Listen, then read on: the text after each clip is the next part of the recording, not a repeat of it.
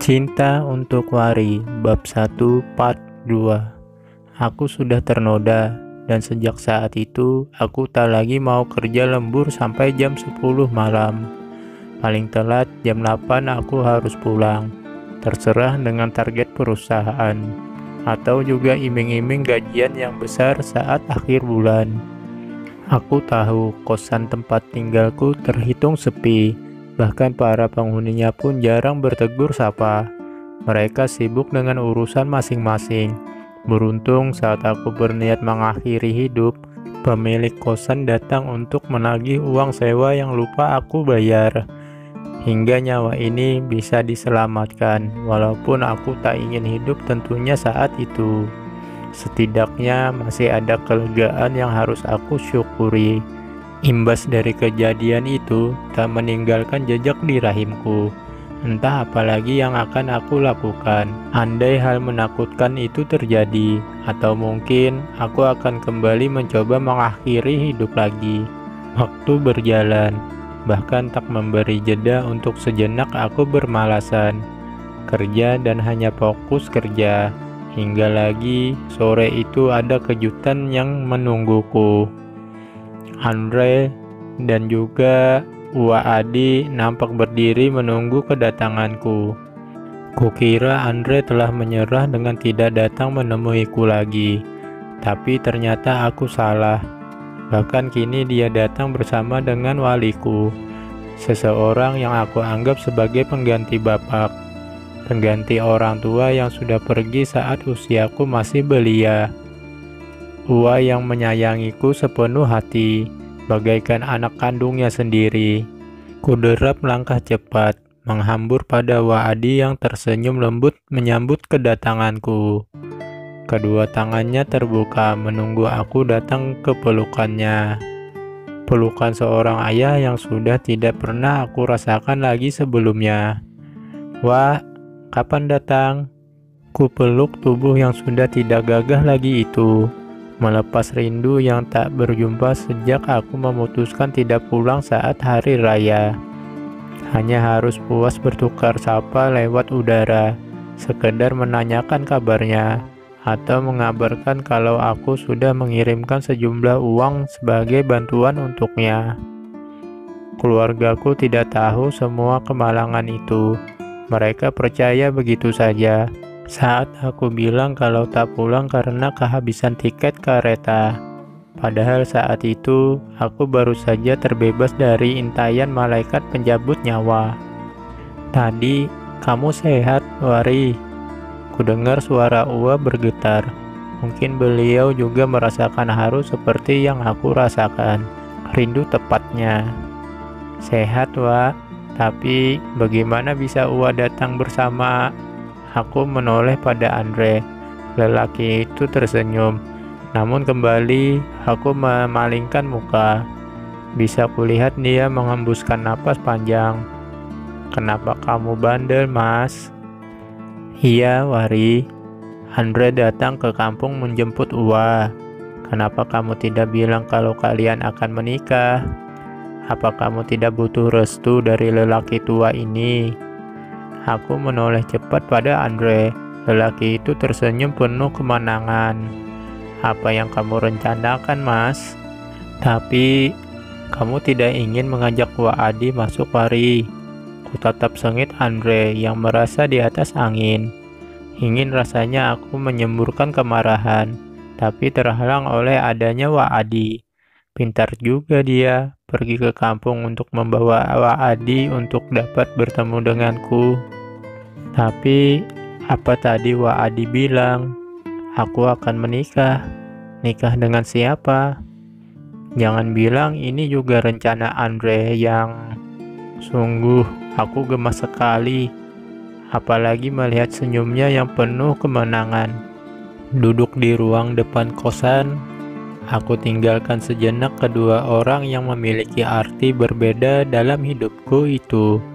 Dalam kamar, aku memutar otak. Apa yang membuat Andre nekat datang ke kampung dan membawa Wa Adi? Setelah berganti pakaian, aku kembali menemui mereka. Terlihat jelas mereka seperti tengah merencanakan sesuatu yang serius. Malah sayup ku dengar Wak Adi menanyakan tentang tanggal dan Andre begitu percaya diri mengatakan tanggal 9. Itu artinya bulan depan. Dan itu tinggal beberapa minggu lagi. Duduk sini Wari. Wak Adi menepuk tempat kosong di sebelahnya. Aku menurut. Duduk di sebelah Wak Adi yang artinya berhadapan dengan Andre. Jantung ini kembali berontak gaduh. Hati ini jelas sangat merindu. Namun kembali akal sehat mengingatkanku. Aku tak pantas untuk Andre. Wari, sebenarnya Ua bingung saat nak Andre datang ke rumah dan mengatakan kalau kalian akan menikah. Awalnya Ua merasa tidak dihargai olehmu. Bagaimana bisa hal sepenting itu tidak kamu bicarakan dengan kami?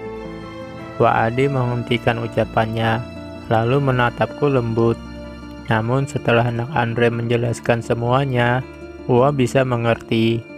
Ua senang kalau kamu sudah bisa menentukan masa depanmu.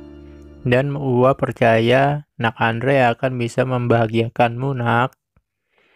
Aku hendak membantah semua perkataan Wak Adi. Namun dengan cepat Andre berkata, "Sayang, semua aku sudah jelaskan pada Ua. Kamu yang marah, sehingga menolak melanjutkan rencana pernikahan kita." Apa? Aku memekik kaget. Gila. Wari, tidak baik berkata keras seperti itu pada calon suami. Aku mendengus kesal, sedangkan Andre tersenyum puas. Melihat aku tak berkutik di depan Wak Adi. Sepertinya aku memang harus bicara pada Andre tentang keadaanku. Setelah dia tahu, aku yakin dia akan mundur saat itu juga. Karena dulu dia pernah berkata, kalau dia ingin mempunyai istri yang masih perawan, seorang yang bisa menjaga kesuciannya. Dia yang tidak mengetahui siapa orang tuanya, sangat membenci hubungan haram di luar nikah. Ya, Andre dibuang di panti asuhan saat masih bayi, bahkan lengkap dengan ari-ari yang masih menempel. Dari sana dia tahu kalau dia adalah anak di luar nikah. Tak diharapkan, akhirnya dibuang. Kita harus bicara, Mas. Kutatap wajahnya, namun segera berpaling. Tak ingin hanyut dalam getar cinta yang masih kuat kurasa. Tentu, kita memang harus bicara, sayang. Duh, aku yakin wajahku sudah merah seperti tomat sekarang. Andre dengan tak tahu malu terus saja memanggilku sayang. Kulirik Wak Adi. Lelaki paruh baya itu terlihat tidak terpengaruh dengan perkataan Andre sama sekali. Bahkan Wak Adi terlihat menikmati kopi hitam yang aku sungguhkan untuknya. Tidak di sini. Tentu, jawab Andre cepat. Dia langsung bangun dari duduknya. Wah, istirahat dulu. Saya sama Wari ada yang harus dibicarakan, ujar Andre pada Wak Adi yang langsung mengangguk. Pergilah. Ingat, jangan pakai emosi saat ada ketidakselarasan. Bicarakan dengan baik-baik. Saat akan menikah, ada saja cobaannya. Aku menghela napas panjang. Bagaimana menjelaskan pada Wak Adi nanti saat ternyata kami, tepatnya Andre yang membatalkan pernikahan. Dasar Andre, apa sebenarnya maksud dia? Di sini kami sekarang, di taman kota yang biasa dikunjungi saat kami dulu ingin lepas sejenak dari kepenatan kerja. Tempat hiburan gratis saat uang semakin menipis. Duduk dengan memberi jarak yang lumayan jauh. Hembusan angin menerbangkan rambutku yang hanya diikat asal. Percuma juga aku merias wajah. Aku sudah tak tertarik untuk memikat siapapun juga. Apa maksudmu membawa Wak Adi ke sini, Mas? Tanyaku langsung. Lebih cepat lebih baik. Dan aku bisa terlepas dari perasaan tak menentu karena drama yang Andre buat. Tentu saja untuk meminta restunya, supaya aku bisa menikahimu sayang. Menikah? Siapa yang akan menikah? Aku menoleh cepat mendengar jawabannya. Bisa kulihat sorot kecewa dalam binar mata itu. Aku tidak mau menikah denganmu. Aku sudah tidak mencintaimu. Kutekan rasa sakit yang teramat saat bibir ini mengatakan itu. Hal yang sangat berbeda dengan apa yang aku rasa. Aku sakit menyangkal semua itu. Jangan bohong, Wari. Kamu masih mencintai aku. Andre menolak pernyataanku. Kamu salah. Aku bahkan sudah punya kekasih. Berhenti berbohong, Wari. Aku berjangkit kaget saat Andre berteriak. Aku sudah mengawasimu. Sebulan ini aku terus memantau apa yang kamu lakukan. Dan kamu tidak mempunyai kekasih. Bahkan dekat dengan lelaki pun tidak. Kembali aku kaget dengan pengakuan Andre. Benarkah selama ini dia memata-mataiku? Apa? Kamu mengawasi aku? Ya, aku ingin tahu alasan pasti kamu menolak untuk kembali. Kalau memang karena sudah ada laki-laki lain, maka aku akan berlapang dada menerima. Aku akan mundur dan kembali pergi jauh darimu. Tapi tidak.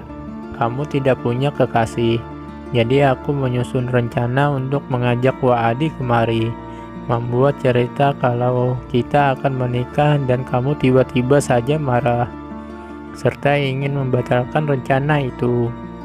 Kamu tidak punya kekasih karena kamu masih mencintai aku. Aku menggeleng tak paham dengan pemikiran Andre. Dia mengawasi aku, juga menyusun rencana yang tidak masuk akal. Aku tidak akan menikah denganmu. Aku tidak bisa. Kenapa sayang? Apa sebabnya? Aku minta maaf untuk meninggalkanmu waktu itu. Tapi kini aku kembali untuk kita. Andre menghibah, matanya menatap sendu. Haruskah aku mengakui semuanya sekarang? Lupakan aku, Mas. Aku tak bisa menerima cintamu lagi. Maaf. Katakan alasan yang pasti agar lelaki tak tahu diri ini bisa menerima alasan tak masuk akal sekalipun. Sedih aku mendengar Andre berkata seperti itu. Dia akan bicara itu saat dia merasa rendah diri atas alasan dia hadir ke muka bumi. Padahal bukan itu yang sebenarnya maksudku. Bukan. Apa kamu akan mundur saat aku bilang alasan yang sebenarnya, Mas? Bergetar suaraku saat tanya itu terlepas. Inikah saatnya aku mengakui keadaan diri? Kalau hal itu bisa membuat kamu bahagia, ya, aku akan mundur dan tidak akan pernah menampakkan diri lagi. Hening. Suara jeritan girang anak kecil yang sedang bermain di taman itu menjadi penggiring kemudian. Kukuatkan tekad, aku harus menyatakan, walau setelahnya aku akan dipandang sebelah mata oleh orang yang kusayang.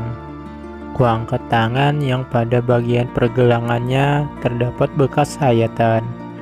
Menunjukkan itu pada Andre yang lantas berkesiap kaget. Namun saat dia akan meraih tanganku, cepat aku menghindar. Ini adalah bukti kalau aku pernah mencoba mengakhiri hidup, Mas. Sayang, aku pernah berpikir untuk mati setelah aku diperkosa. Aku tak pantas untukmu. Aku kotor.